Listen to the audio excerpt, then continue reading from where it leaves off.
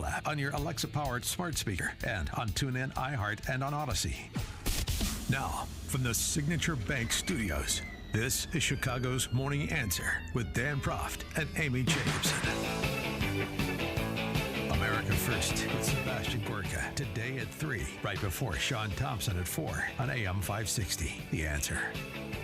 You know, I smelled a rat when I heard this story, the same feeling I had with the whole Jussie Smollett. You know, in MAGA country, got attacked getting a tuna sandwich when it's 29 degrees below zero by two men who beat him up because he's black. You know, it's that same MAGA feeling country. You get. Yeah. MAGA country, MAGA. Don't forget his cousin. Oh, yeah, that's right. Carly. Yeah. So, by the way, that voice belongs to John Anthony, who's in for Dan Proft today. Yes. So this came down about 3 weeks ago. Somebody alleged that an officer from the 10th District was having a sexual relationship with a minor migrant. So that's called rape. That's a rape allegation because she's not of age to consent. And, you know, everybody, this took off like wildfire. CNN had it, MSNBC, you know, because it made police look bad. This fed the beast. Yeah. This is what they were waiting for. And then last week, COPA came out because, you know, they're under pressure. Well, you know, where's the victim? Why hasn't the officer been arrested? I mean, he was put on desk duty. What's the latest? Here is the leader of COPA.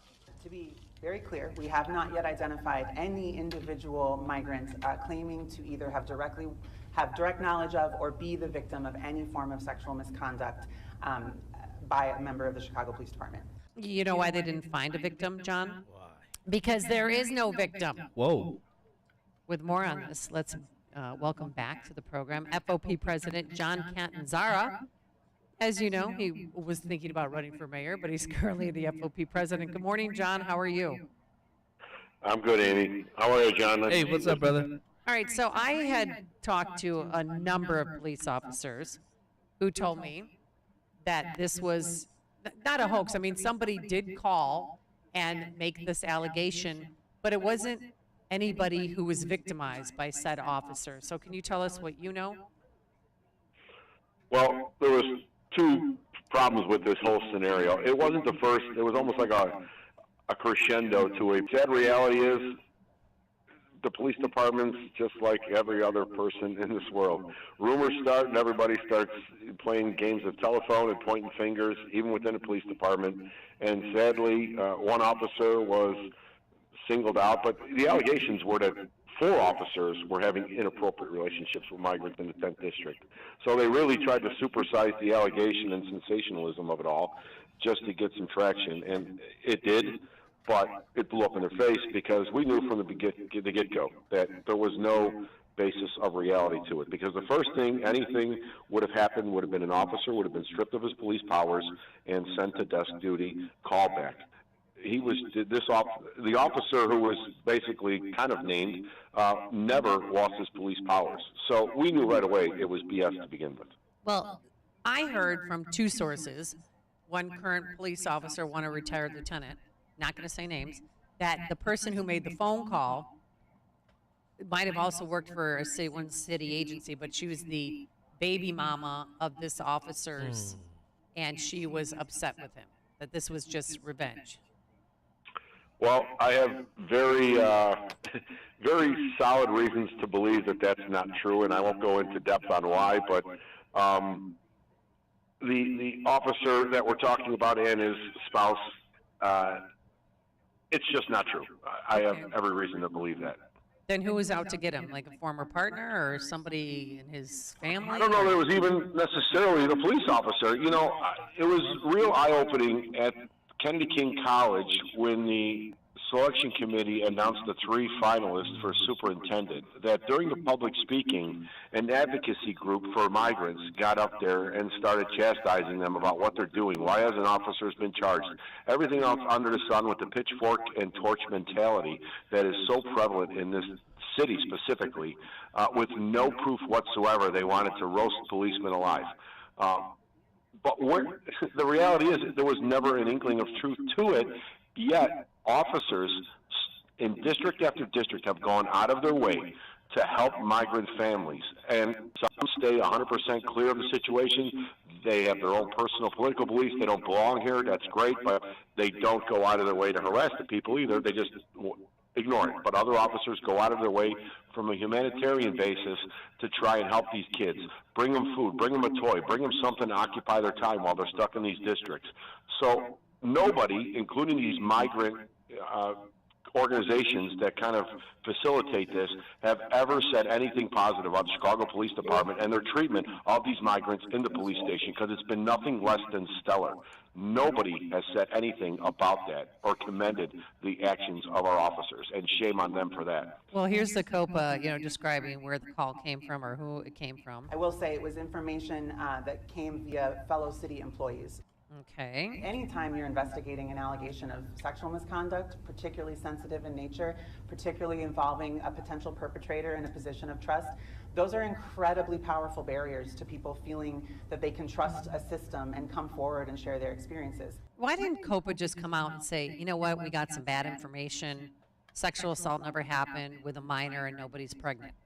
And then just Well, here's my point. walk away. If it came from a city employee, they know who it is. Why isn't that city employee being charged for making a false allegation? Boom. Yeah, that's a very good point. So this police officer, is he back on the job? Yes. Oh my God. Again, he never left the job. He was just kind of taken out of the street duty, if you would, or interaction with the public. And regrettably so, because that's traumatizing to him. Literally, you get a spotlight on you for nothing, and now you're going to deal with that stigma forever. You will always be that guy, no matter how untrue it was, because people couldn't just wait to pour gas on that fire. John, how's the morale of the department? I know you talk to the guys a lot. I mean, not just with that, but with just everything. I mean, not having a superintendent right now. What's the mindset of the men and women of CPD right now? Well, I mean, there's building frustration, no doubt. This mayor claims that he was a union mayor. He gets it. Well, there's several things he has done to prove himself anything but a union mayor and just basically a CTU mayor, because he has not done specifically right by the men and women of this police department when it comes to the Parental Leave Act, which we are the only bargaining unit who still do not have parental leave and the ability to spend time with newborn children, fathers and mothers. And it's definitely a big middle finger to my membership, and shame on this mayor. Well, he's doing it for his own. The CTU gets it, but you guys don't. I mean, that's what's so infuriating. And they were the second from last holdout, but he gave them with no caveat whatsoever, because it's the right thing to do, it's the moral thing to do, but apparently it's not for the people who have the toughest job in this city, hands down. Police have the most difficult job, and he just doesn't care, because far too often he's not singular in this approach. Too many politicians do not look at the FOP as a union or a police union as a union. We're just some bump in the road for them and some nuisance, when every other union gets treated with kid gloves and roll out the red carpet, especially if it's a teachers union. That's number one. Number two, don't forget, it was not that long ago that Mayor Lightfoot's draconian COVID policy was ruled illegal, basically, by the Labor Board, saying that they had an obligation to negotiate the effects of that policy, which they never did. And AFSCME is only the first of the city unions that won an award. We have our hearing postponed yet again. Everybody's dragging their feet, but our issues are exactly the same. So why doesn't Mayor Johnson just say that policy, the Labor Board was correct, that policy was implemented incorrectly without cooperation and input from the unions?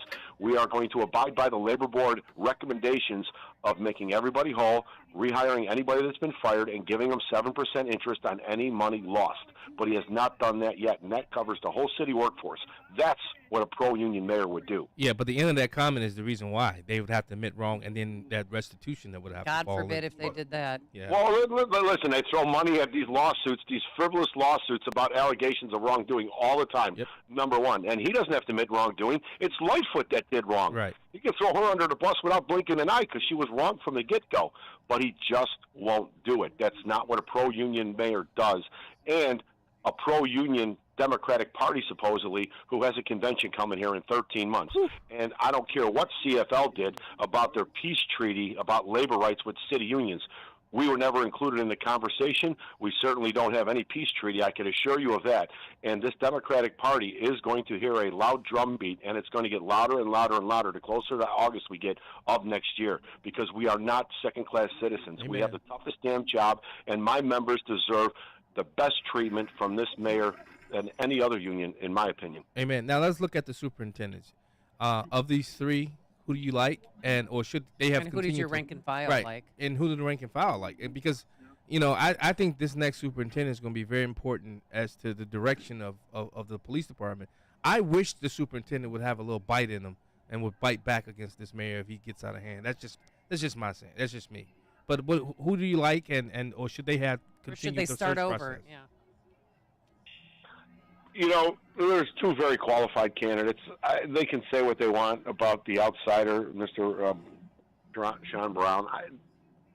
My point is he came from COPA.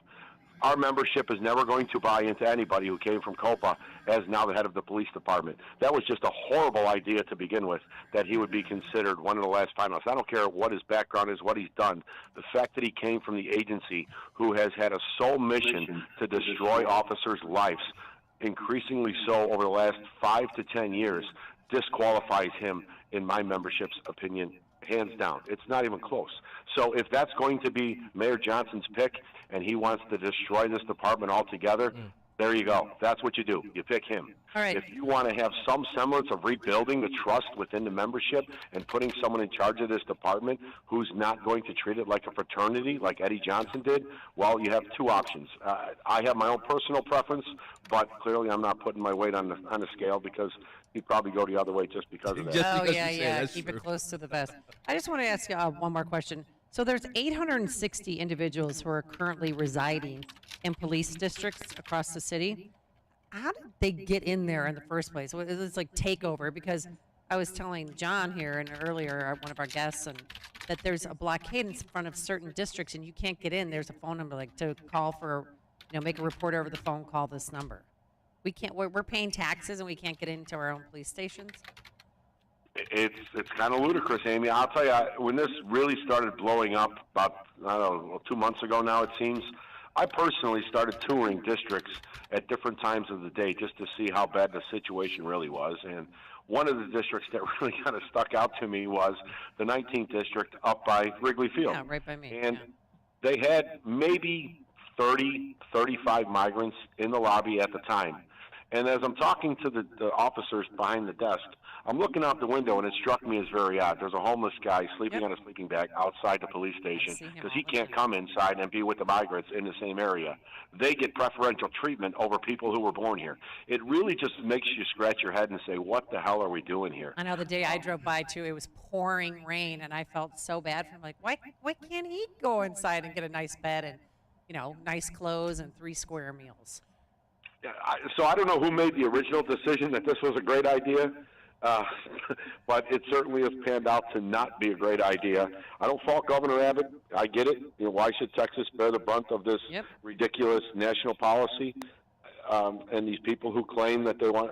Here's my question: this city, this county, and this state has been filled with politicians who claim we are sanctuary. How many of them have taken in any migrant families?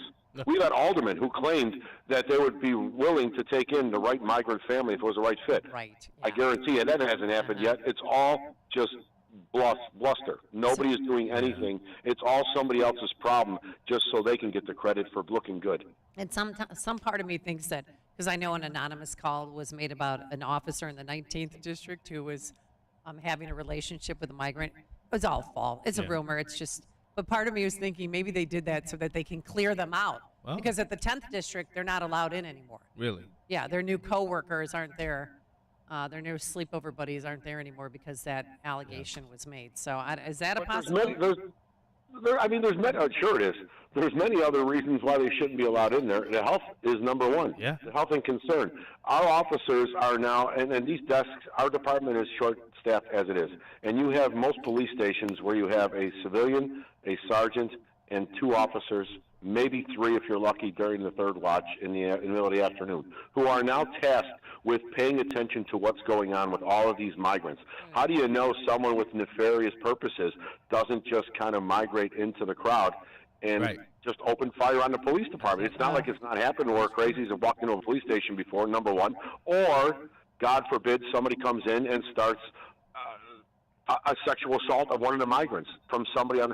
We really have to be so vigilant, and we don't have the manpower to do that. This is never what a police station has been designed to do, and it just needs to stop. That's just a safety issue. The other part is the health concern and the diseases that have been brought into these police stations, the bed bugs, lice, the lice, the chicken pox, the measles. I can go on and on and on. And unfortunately, OSHA determined that that was not a workplace safety issue. We made complaints. Wow. We appealed that complaint. OSHA did not want to do anything. We have been trying everything we can to get relief for our members, and nobody seems to give a damn. Hey, Amy, can I just say something to the Yeah. press real quick? Hey, press, Quick, 'cause we gotta go. I'm upset. You still haven't come on my show, but that's okay. Wait.